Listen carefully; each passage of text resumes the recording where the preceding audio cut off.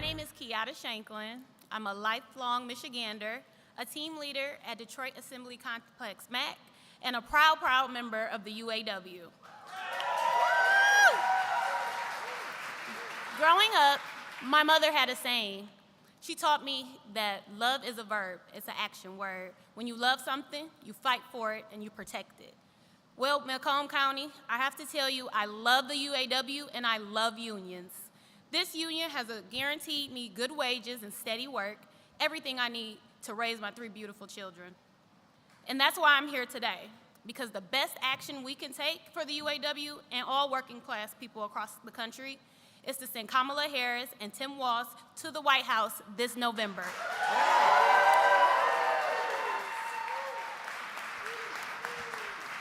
They are running in this race to help families like mine. They'll bring down costs, cut taxes for the middle class, and make it easier for people to buy a home. And they'll keep investing in the auto industry and creating more union jobs, just like Kamala Harris has done as vice president. But Donald Trump isn't thinking about families like mine. He's a billionaire and a scab who has no respect for workers or the auto industry. During his first term, factories closed down and Michigan auto jobs were shipped overseas. He tried to undermine unions and make it harder to organize. His Project 2025 agenda for a second term would be so much worse. If he wins, Trump will sell out workers again, giving another tax cut to the richest people in America on the backs of working families. And he will ban labor unions, gut overtime protections, and opt out of minimum wage.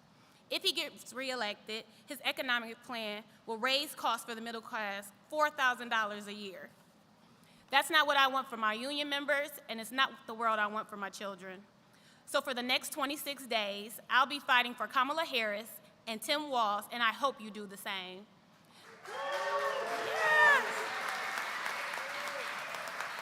Now, friends, it's my honor and privilege to welcome a lifelong Midwesterner, a teacher and a veteran, and a dedicated public service, your next Vice President. Please welcome Governor Tim Walz.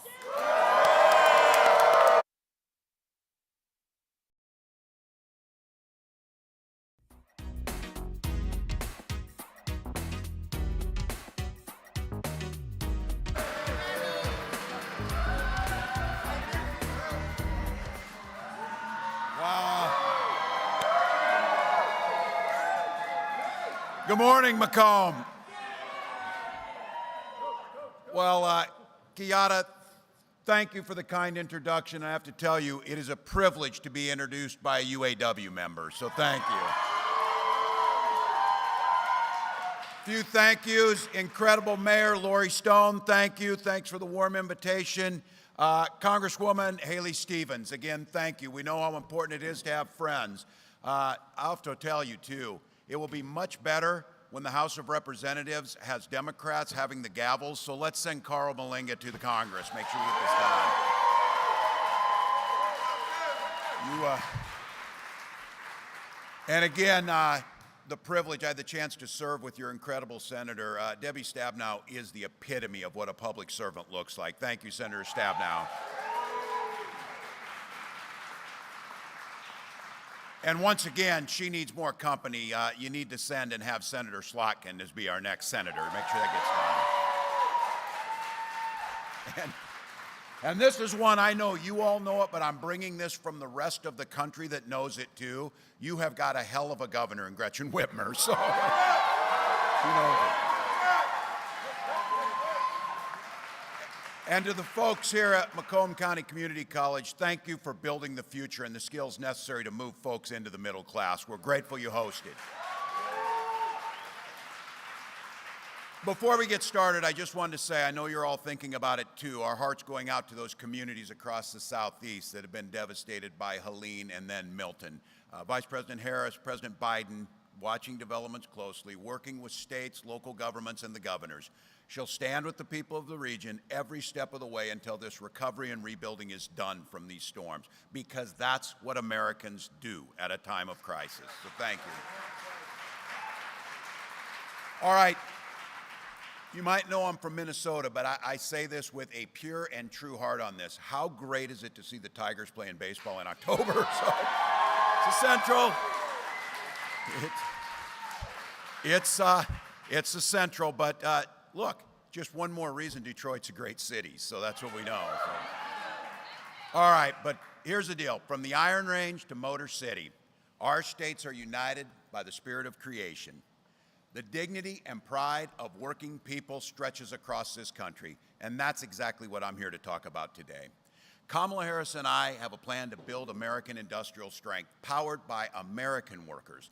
And I promise you this, when Vice President Harris and I are elected, we'll have your backs, just like you've had our backs every step of the way. Look, this is a defining arc of the America's economic story. People came here to Michigan from across the nation and across the world for a shot at a better future for their families. And in the process, they built the engine that built this country. Vice President Harris understands that. She grew up in a middle-class family, understands that manufacturing jobs are a ticket to the middle class, and they don't require a higher degree many times, and they don't require student debt.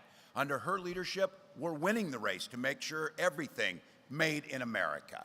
Kamala Harris has helped spur this resurgence of American manufacturing, especially here in Michigan. As Vice President, she invested in working people.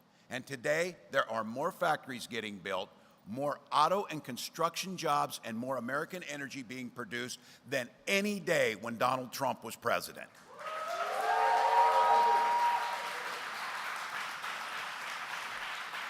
She's proud to be part of the most pro-labor administration in American history, unafraid to walk picket lines and demanding better pay and better working conditions. She walked those lines with UAW workers.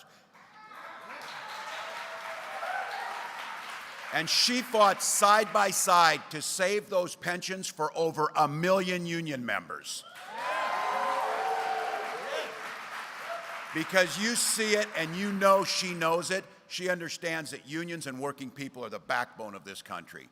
As governor of Minnesota, I had the privilege of signing one of the biggest packages of pro-worker policies in history into law. And now Minnesota is one of the best states for workers in the country.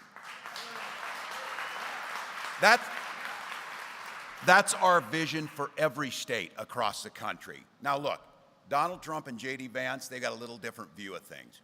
Just yesterday, Donald Trump was in Detroit, and he said, our whole country will end up being Detroit. You're going to have a mess on your hands.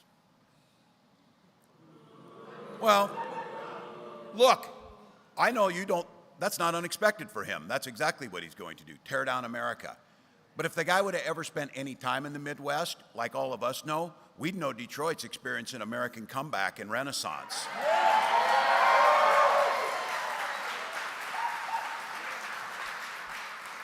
Look, I'm a Twins fan, and you whipped our ass. We know where this is. Detroit's there, so we know. City's growing, crime's down, factories are opening up. But those guys, all they know about manufacturing is manufacturing bullshit every time they show up. Every time they show up. Look, this guy has spent his life, Trump has spent his life talking a big game, but he has been an absolute disaster for working people. One of the biggest losers of manufacturing jobs of any American president in history. Under Donald Trump, we saw 280,000 Michigan jobs gone. 30,000 of those manufacturing jobs gone. Nearly 9,000 auto industry jobs gone. Trump's presidency was an endless string of broken promises. He actually came here to Warren when he first ran, and he promised you, under a Trump presidency, you won't lose a single plant. Technically, it wasn't a lie, because he lost 6 of them, not 1. So, as they fact-checked me, I got it right. They lost 6 of them. Look, he lost the GM transmission plant down the road. I'm not telling you anything you don't already know. He promised to fight for union workers, repeatedly turned his back on them. He even encouraged automakers to move manufacturing out of Michigan and go to anti-union states so they could pay their workers less. There's the reason that the UAW members endorsed Kamala Harris, and your president and many of your members called him exactly what he was, a scab. All right, we all get it. Americans worry about it. He promised you he would stop the offshoring of jobs, but he cut taxes for corporations that during his presidency shipped 200,000 jobs overseas. He awarded $425 billion in federal contracts to companies that were offshoring those jobs. So some of you, this is spinning right now, you're thinking. So he gave your tax dollars to companies who sent your jobs abroad. That's Donald Trump. As a result of his trade wars, his disastrous mismanagement of COVID, at the end of his presidency, he had wiped out more than half of the manufacturing jobs that had been created in the decade before he came in. He was asleep at the wheel while China seized the advantage. And now he says we should just let China dominate the auto industry. But it's no surprise, Trump's all talk when it comes to being tough on China. Some of you heard this. We just found out his Trump-branded Bibles, yeah, they're printed in China. This dude even outsourced God to China. So just so we know. Again, I'm going to try and be generous here. I don't blame him. He didn't notice the Made in China sticker because they put it inside a place he's never looked in the Bible. So.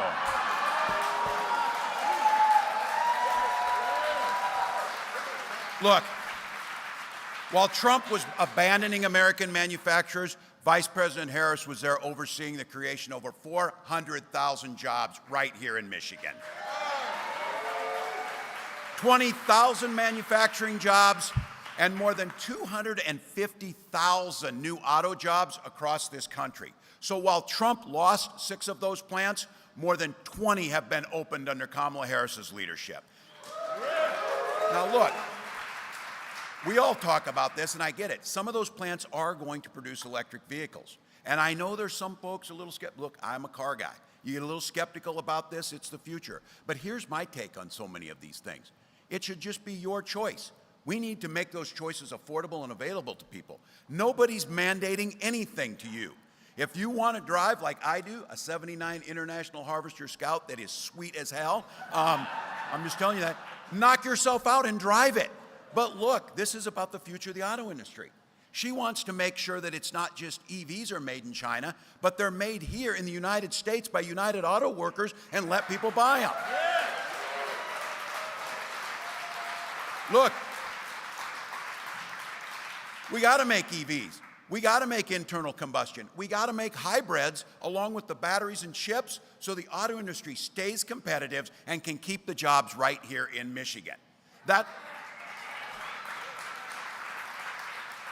That's exactly what the administration did by encouraging GM to reinvest in the Lansing Grand River plant. Vice President Harris cast the deciding vote on that piece of legislation. It made sure that $500 million investment in Michigan would happen. One of those, that plant itself, saved 650 jobs and created 50 new ones by that investment. Those are good UAW jobs.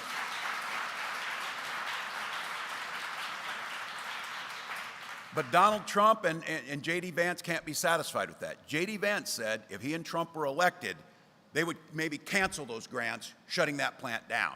And he said not to worry about it, he said, because those jobs are just table scraps over there, table scraps. Tell that to 650 families who feed their families with those table scrap jobs. That's how this works. Look, we got to talk to our neighbors. These guys couldn't give a damn about Michigan workers. They care about their billionaire friends like Elon Musk. Now, look, this is the guy. This is the guy. Remember they caught him on tape, Elon Musk and Donald Trump talking? They were laughing about the idea of firing striking workers. You go in there and fire them before they can go on strike. Meanwhile, Musk is building his new auto plant. Not in Michigan, in Mexico. Going to build it in Mexico. And he rolled out, going to get his parts, red carpet, from China. So this is the guy that wants to be our economic czar for the country, the guy who wants to fire workers and bust unions, a guy who wants to take auto manufacturing to Mexico and source it with Chinese-made parts. You talk to your neighbors and friends and tell me if anybody in Michigan thinks that's a good idea, because it sure the hell isn't a good idea. Look, But it's not enough. You go out and talk to them. You talk to folks. We'll tell them who they are. Tell them who Donald Trump is. Tell them these policies. But we got to give them something to vote for. We got to tell them what we stand for and what we want to vote for. So here, let me tell you exactly what Vice President Harris and I will do. We're going to create an American forward strategy for manufacturing, one that builds on the historic investments, bipartisan infrastructure law, CHIPS Act, Science Act, Inflation Reduction Act, creating all kinds of new opportunities, ones that empowers American workers, revitalizes manufacturing communities, leads us into an industries of the future, and keep out-innovating and out-competing the rest of the world. We never fear the future. You build the future, and this gives us the opportunity to do it.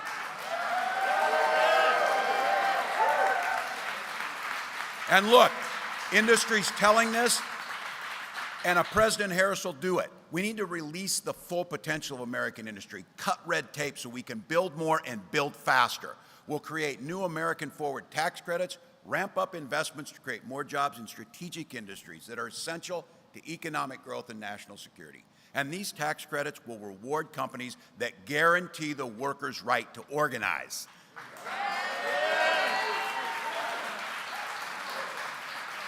Pretty frustrating to see your tax dollars go to companies that bust unions instead of giving them to that. We'll make sure they go to companies that encourage you to unionize and work together to grow America.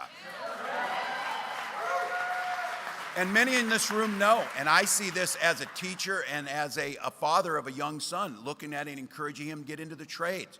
Eliminating unnecessary degree requirements, increasing skill development for over 500,000 federal jobs.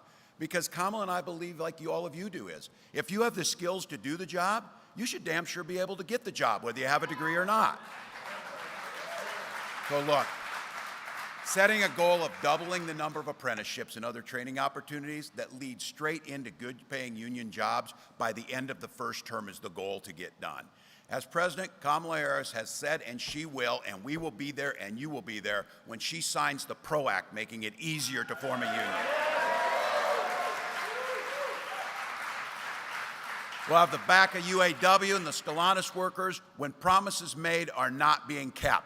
We'll reform tax laws to make it easier for businesses to let workers share in company success. And we will never let other countries like China undermine those investments with unfair trade practices.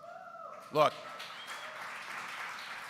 that includes supporting American-made products and steering all the federal context, your tax dollars, toward firms that commit to producing here at home, hiring union labor, hiring American workers. So there it is. That's our plan. If they ask you, what are you going to do and what are they going to do? And there's a track record of Vice President Harris and myself of not just talking about it, but making it happen. And what happens then is the middle class rises. People start to not just get by, they thrive. That's the goal. But I want to be clear. I've also at times said Donald Trump doesn't have a plan, a concept of a plan at times. But that wasn't exactly correct. He does have a plan. It's called Project 2025. Just go Google this and find the stuff that's in there. And I kid you not, there's things in there about privatizing the National Weather Service for weather forecasting, things at a time what you're experiencing. But look, it's worse than that. They pretend like, oh, we don't really know what that is. We haven't heard of Project 2025. Senator Vance said he knows nothing about it, even though he wrote the foreword to the architect's book. I've never written a foreword to somebody's book, but I'm pretty sure I'd remember who it was if you did that. And these are the guys that wrote this. So look, I coached football for a lot of years. If you're going to take the time to draw up a playbook, you're damn sure going to run the plays. And that's what Project 2025 is. And I'm telling you, this thing is a damn nightmare. His Project 2025 would repeal the bipartisan infrastructure law, the Inflation Reduction Act. That would threaten hundreds of thousands of new manufacturing jobs, including those right here in Michigan. The ones that J.D. Vance said those 650 jobs were table scraps. Good paying union jobs, building America, and those are table scraps. He would establish, and every single economist said so, a national sales tax on everything from groceries to prescription drugs. And the estimate is it would cost each and every one of you $4,000. He says those tariffs that Trump will pay, or that China will pay, Trump's tariffs, you're going to pay them. That's the way it always works. That's exactly what he's trying to do. And there, again, you heard it. that idea of a plan or whatever. He absolutely tried his entire time in office to repeal the Affordable Care Act, the thing that protects hundreds of thousands of Americans to be able to get affordable health care. And he talked about a Ponzi scheme. This guy, of all the schemes he had, the one that he went after was Social Security and Medicare, things that we pay into. That's the greatest anti-poverty program ever been devised. We pay into it. And I keep saying this. Might not be a big deal for him if you're sitting in Mar-a-Lago and you have $1 billion that you're not paying tax on, but it's a damn big deal for my nearly 90-year-old mom. That's how she pays her bills. That's how the rest of us think about it. That's the choice that we're up against. So, folks, in this election, we got a chance to turn a page. A new generation of leadership with Kamala Harris.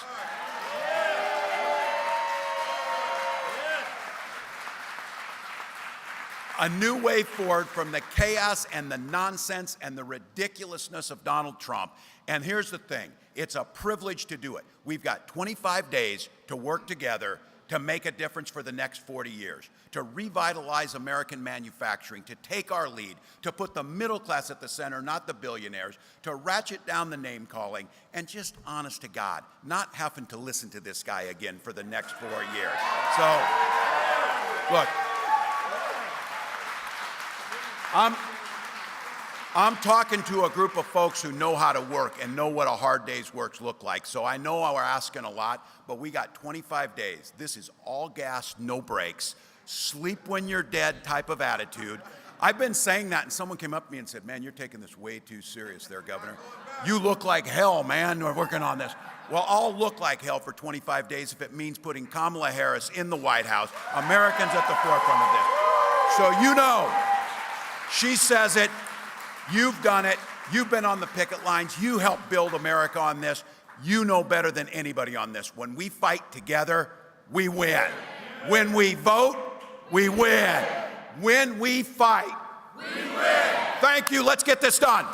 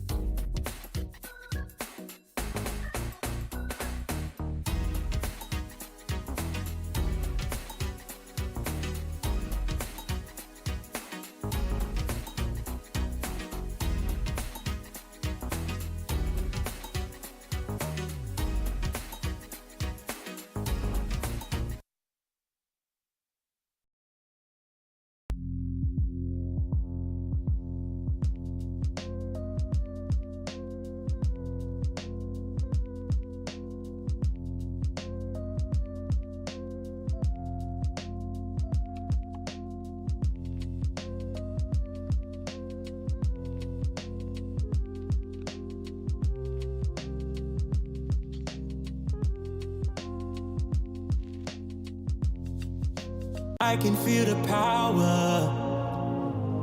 I can feel the power. Oh, I can feel the power. Yeah, I can feel the power. Ooh, tell me, do you feel it? Feel it in the air. Yeah. Every time that I was hopeless.